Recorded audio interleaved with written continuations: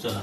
Now in the last video we have already learned about the stomach and the digestion of food inside the stomach, as well as the structure of the stomach inside the human digestive system.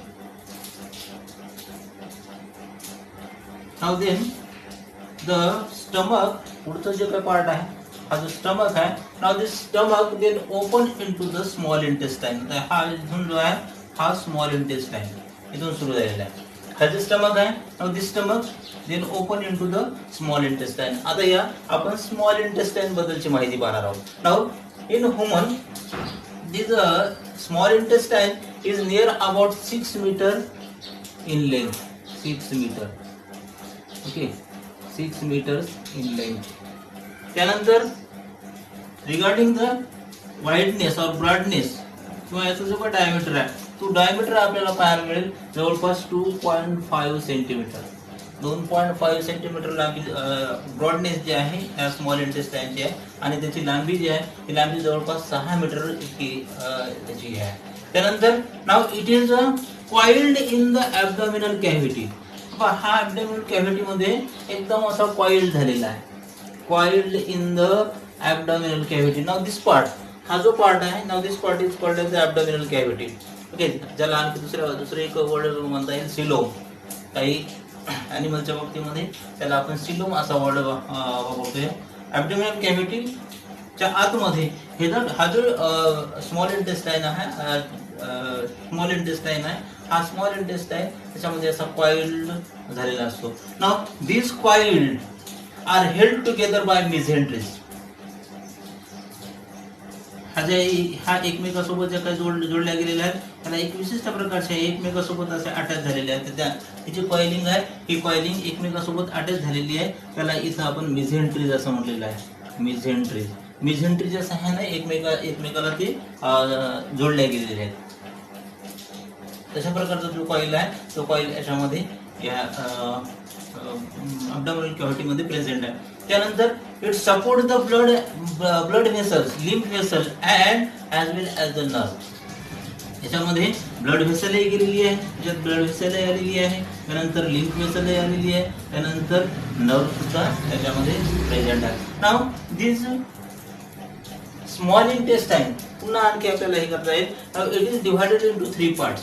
3 part मध्ये याचं डिव्हायडेशन आपल्याला करता येईल. नाव first part, पहिला जो part आहे लक्षात घ्या, पहिला जो पार्ट आहे now that part is called as the duodenum. Duodenum पहिला जो पार्ट आहे हा स्मॉल इंटेस्टाइन. आपण 3 पार्ट मध्ये त्याला डिवाइड करूया. पहिला part that is the duodenum. Okay, पहिल्यांदा आपण डिओडिनम बद्दलची माहिती पाहूया. नाव हा जवळपास स्टमक पासून तयार झालेला ट्यूब किंवा स्टमक पासून निघालेला छोटा इंटेस्टाइनचा पार्ट, त्या पार्टला आपण इथे डिओडिनम असं म्हटलेलं आहे. Now this duodenum is near about 26 centimetre in length. जवळपास छोटीशी ट्यूब, अशी छोटीशी जी ट्यूब आहे ही छोटीशी ट्यूब आपल्याला याच्यामध्ये पाहायला मिळते की त्याची लांबी 26 सेंटीमीटर आहे आणि हा जवळपास यू शेप्ड आहे. पण लक्षात घ्या, असं जर का आपण हे याला जर पाहिलं तर हा आपल्याला डिओडिनम जो आहे हा डिओडिनम आपल्याला यू शेप दिसतोय. हा जवळपास इतका पार्ट हा डिओडिनमचा पार्ट म्हणजे स्मॉल इंटेस्टाइनचा first part which connect the stomach and the small intestine.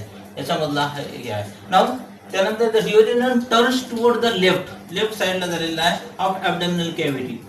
लक्षात घ्या, now this duodenum turn toward the left side of the body cavity just below the stomach. स्टमकच्या खाली तो खालचा दिसेला असं थोडासा लेफ्ट साइडला टर्न झालेला part that is the duodenum.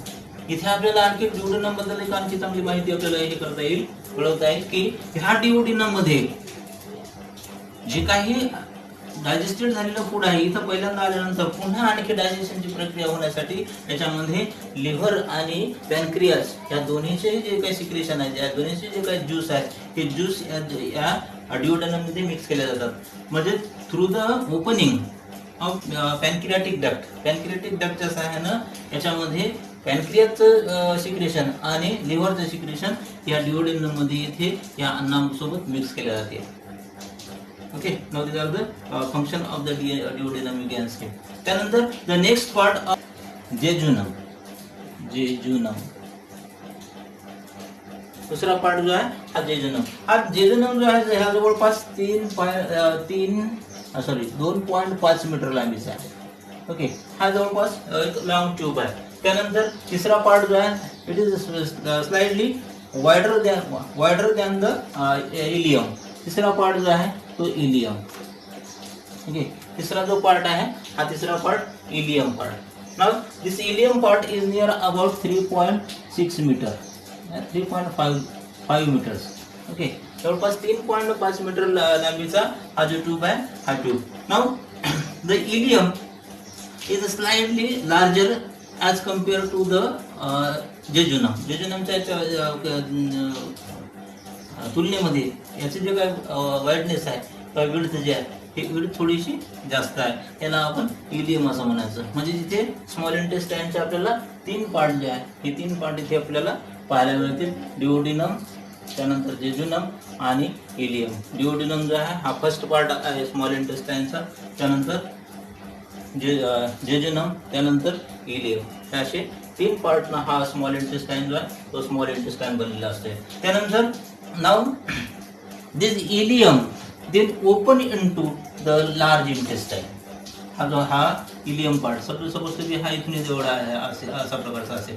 हा इलियम जो आहे हा इलियम आता शेवटी याच्यामध्ये लार्ज इंटेस्टाईन मध्ये येऊन तो ओपन होते. त्यानंतर पुढचा पार्ट येतो आपला that is the large intestine. हा लार्ज इंटेस्टाईन जो आहे हा लार्ज इंटेस्टाईनला लार्ज का बरं म्हटलेला आहे? कारण याची जे काही ब्रॉडनेस आहे ही ब्रॉडनेस थोडीशी जास्त आहे, त्यामुळे याला आपण लार्ज इंटेस्टाईन म्हणलेलं आहे. नाउ रिगार्डिंग द लेंथ, याची जी काही लांबी आहे ही जवळपास 1.2 ते 1.5 मीटर. पहा लक्षात घ्या, आपण याला स्मॉल इंटेस्टाईन मध्ये त्याची जी लांबी आहे ही खूप होती, परंतु इथे याचं जे ब्रॉडनेस आहे हा ब्रॉडनेस जास्त असल्यामुळे याला आपण लार्ज इंटेस्टाईन असं म्हणलेलं. लक्षात घ्या, लार्ज इंटेस्टाईन. लार्ज इंटेस्टाईन याची जवळपास लांबी ओके. चला, लार्ज इंटेस्टाईन.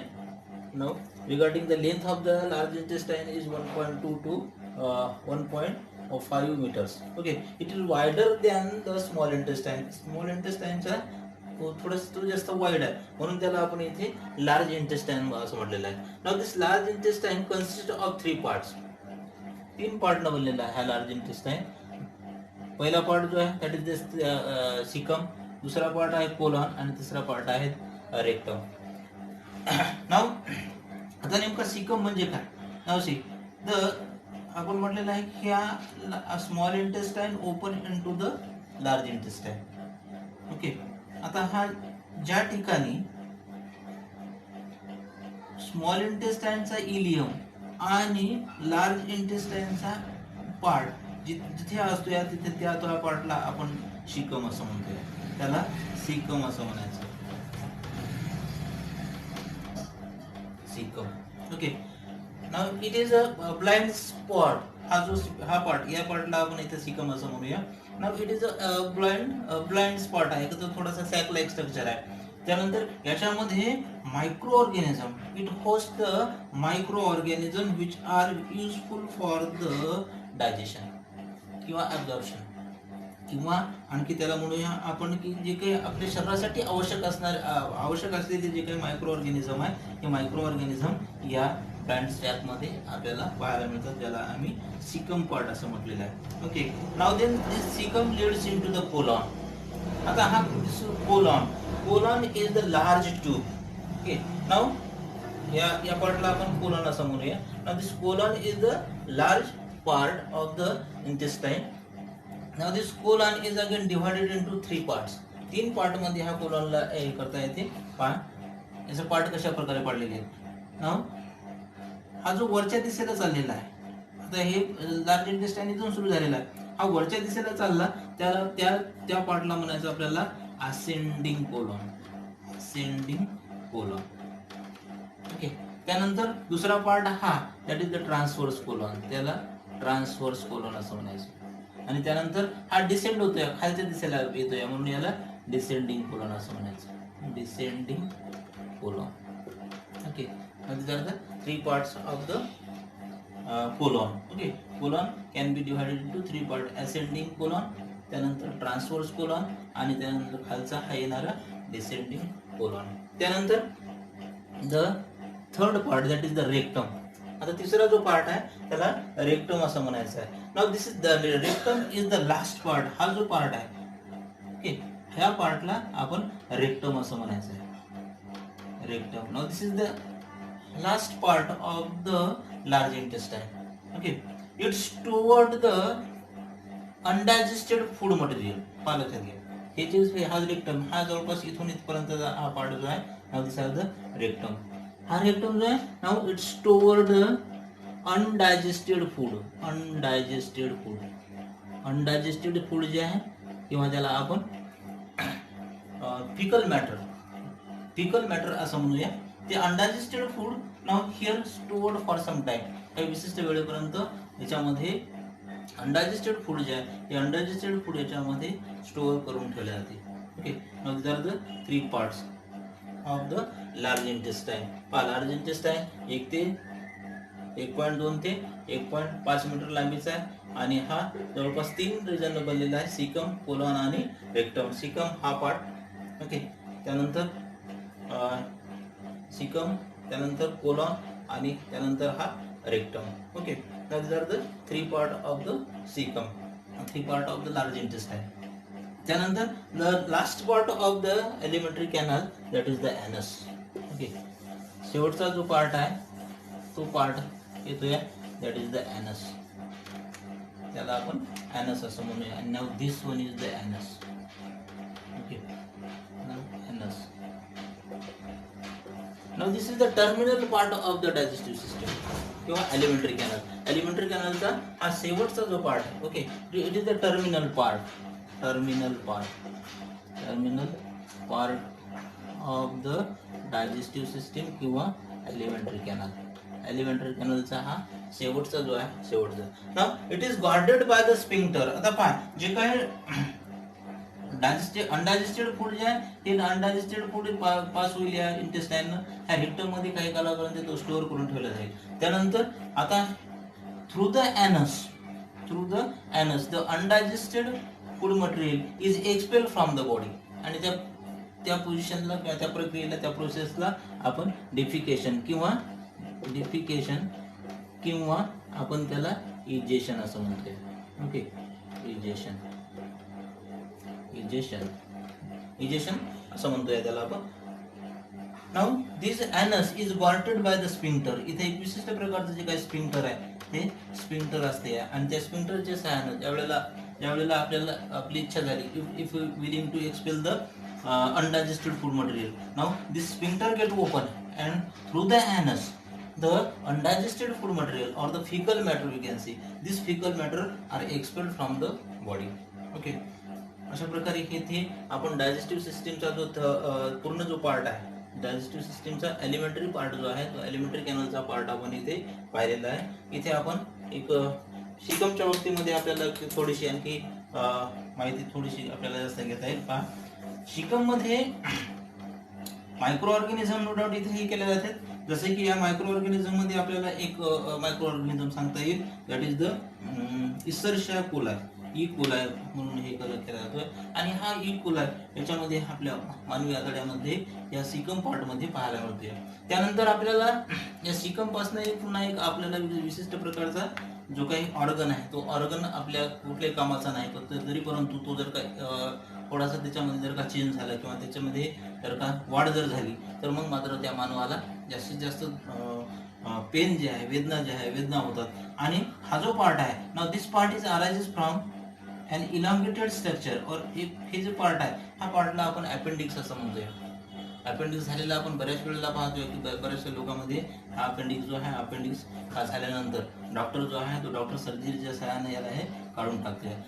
मग हा आपल्या शरीरामध्ये का,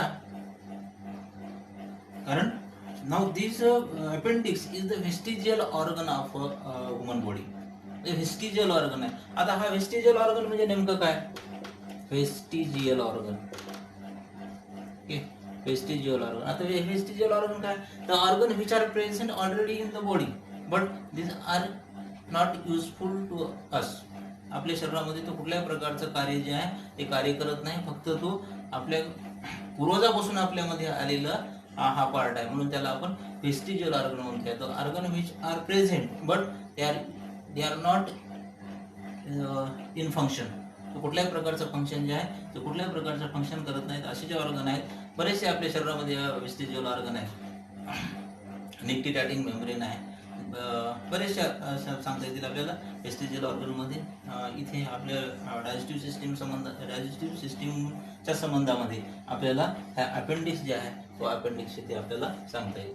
अशा प्रकारे आज आपण इथे ह्युमन डायजेस्टिव्ह सिस्टीम मध्ये एलिमेंटरी कॅनल जे आहे हा एलिमेंटरी कॅनल आपण पूर्ण केलेला आहे. पहा याच्यामध्ये आपण काय काय घेतलेलं आहे? माउथ, त्यानंतर फॅरिंग्स, इसोफॅगस.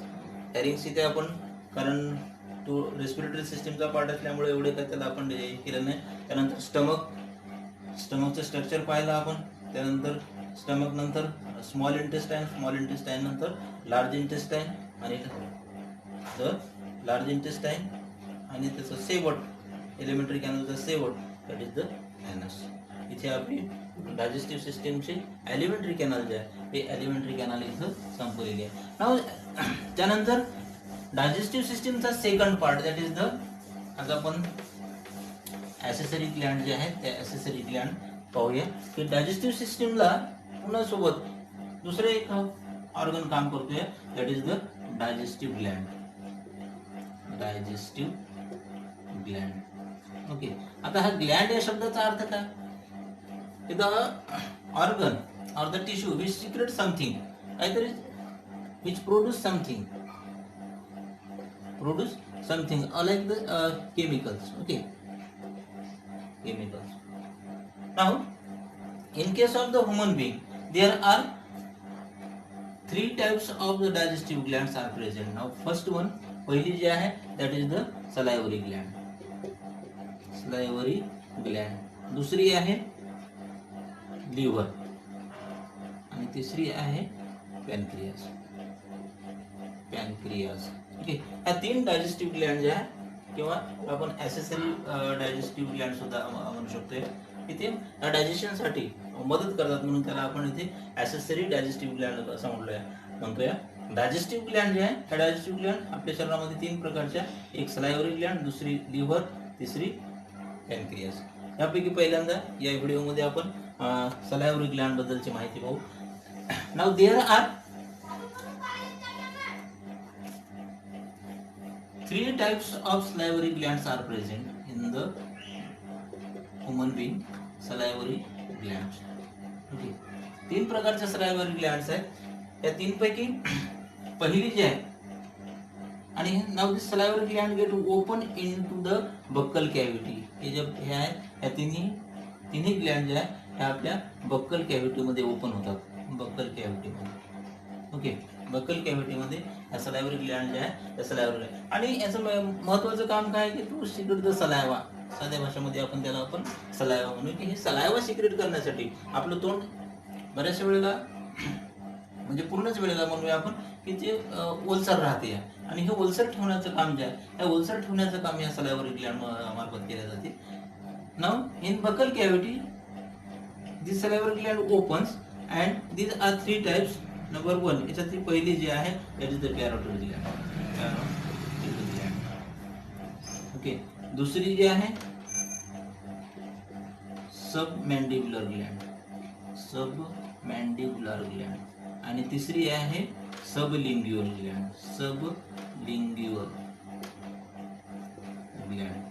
ओके. 3 प्रकारच्या ह्या तिन्ही ग्लँड जे आहे these are the salivary gland, parotid glands, submandibular glands and sublingual gland. Now here आता ही parotid gland जे आहे हे parotid gland कुठे प्रेझेंट असते? Now these glands are present just in front of the ear. इयरच्या समोरच्या भागामध्ये ही जी ग्लँड्स आहे ही ग्लँड तिथे प्रेझेंट असते. ही साईड जर घेतली आपण या, तर थोडंसं इथे जे आहे हे या ठिकाणी, आणि त्याची ओपनिंग जे आहे हे ओपनिंग आपल्या माउथ मध्ये म्हणजेच बकल कॅव्हिटीमध्ये त्याची ओपनिंग असते. आता त्यानंतर सब मॅन्डिब्युलर. आता submandibular now this are present just below the lower jaw. Below the lower jaw. Lower जॉच्या खाली ही जी ग्लँड आहे ही लोअर जॉच्या खाली असते. त्यानंतर तिसरी जी आहे sublingual. Sub you can say the below. Okay. Mandible म्हणजे जॉ. मॅन्डिबल म्हणजे जॉ, किंवा याला दुसरं सुद्धा नाव आहे submaxillary gland. Okay. Submaxillary gland. दुसरं नाव याचं submandibular gland just below the lower jaw. त्यानंतर sublingual gland. Now this is found just below the tongue. टंगच्या खाली. ओके. टंगच्या खाली जे काही ग्लँड सापडते त्याला आपण सबलिंग्युअल ग्लँड असं म्हणतोय. Now this three salivary gland now are made up of. या तिन्ही जे आहेत या तिन्ही दोन प्रकारच्या सेलनं बनलेल्या असतात. लक्षात घ्या, या तिन्ही ग्लँड जे आहेत या तिन्ही ग्लँड दोन प्रकारच्या सेलनं बनलेले आहेत. नाउ फर्स्ट पहिला जो सेल आहे नाव सिरस सेल. ओके. आणि दुसरा आहे म्युकस सेल. म्युकस आणि सिरस अशा दोन सेलनं हे जे ग्लँड आहे हे ग्लँड बनलेली असते. मग आता ह्या दोन्ही सेलचं काय काम आहे, म्युकस सेल आणि सिरस sale. Now this serous sale, हे जे सिरस सेल आहे, now this serous cell secrete an enzyme called as the enzyme called as the salivary amylase. salivary amylase जो आहे हा salivary amylase ह्या तिन्ही ग्लँड मध्ये हे जे सिरस सेल आहे हे सिरस सेल हे एक विशिष्ट प्रकारचं एन्झाइम. ओके. एन्झाइम त्याला नाव दिलेलं आहे आपण salivary amylase. Now these salivary amylase are very important for the digestion साठी हे जे salivary amylase आहे हा amylase इथे उपयोगात येतोय. त्यानंतर हे जे म्युकस सेल आहे, now this mucus cell secrete the mucus. Okay. which soften the food bolus. ज्या वेळेला आपण अन्न खाल्ल्यानंतर विशिष्ट प्रकारचा जो काय फूड बोलस आहे तो फूड बोलस तयार होईल, आणि त्यानंतर मग तो फूड बोलस आपल्याला गिळंकृत करायचा आहे. मग त्यासाठी तो थोडासा सॉफ्ट पाहिजे, सॉफ्टनेस असता पाहिजे त्याच्यामध्ये. मग त्यावेळेला हा म्युकस जे आहे, म्युकस सेल जे आहे, now this mucus cell secrete the mucus and this mucus is helpful for the solving. सहजरित्या आपली जी काही गिळण्याची प्रक्रिया आहे, सॉल्विंग गिळण्याची जी काही प्रक्रिया आहे ही गिळण्याची प्रक्रिया सहजरित्या करण्यासाठी हा जो म्युकस आहे हा म्युकस सेल मार्फत सिक्रेट केला जातो. ओके. सलायव्हरी ग्लँड किती प्रकारच्या, पहिली डायजेस्टिव्ह ग्लँड मध्ये पहिली जी आहे सलायव्हरी ग्लँड आपल्याला किती प्रकारच्या पाहिल्या आपण, 3 प्रकारच्या. पॅरोटिड ग्लँड कुठं, just in front of the इयरच्या पुढे पॅरोटिड ग्लँड.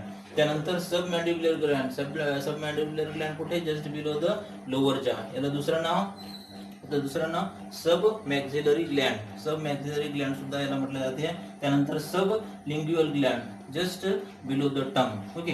या तिन्ही ग्लँड जे आहे तिन्ही ग्लँड मध्ये आपल्याला 2 प्रकारचे सेल पाहायला मिळतात, सिरस सेल आणि म्युकस सेल. सिरस सेल जो आहे हा सिरस सेल आपल्याला काय करतोय, एक एन्झाइम सिक्रेट करतोय ज्याला म्हटलेलं आहे आपण सलायव्हरी अमायलेज. आणि हा mucus sale now this सलायव्हरी amylase. हा सलायव्हरी अमायलेज आपल्याला डायजेशन साठी उपयोगाचा आहे. त्यानंतर म्युकस सेल जो आहे हा म्युकस सेल हा जे काय आपला फूड बोलस खाल्लेला फूड बोलस जो आहे तो फूड बोलस सॉफ्टन करण्यासाठी किंवा सॉल्विंगसाठी तो आपल्याला उपयोगाचा ठरतो. इथे आपण ही डायजेस्टिव्ह ग्लँड मध्ये पहिली जी ग्लँड आहे पहिली ग्लँड आपण इथे पाहिलेली आहे. पुढच्या व्हिडिओमध्ये आपण लिव्हर आणि पॅनक्रियास ही जी डायजेस्टिव्ह ग्लँड आहे त्या डायजेस्टिव्ह ग्लँड आपण पाहणार आहोत.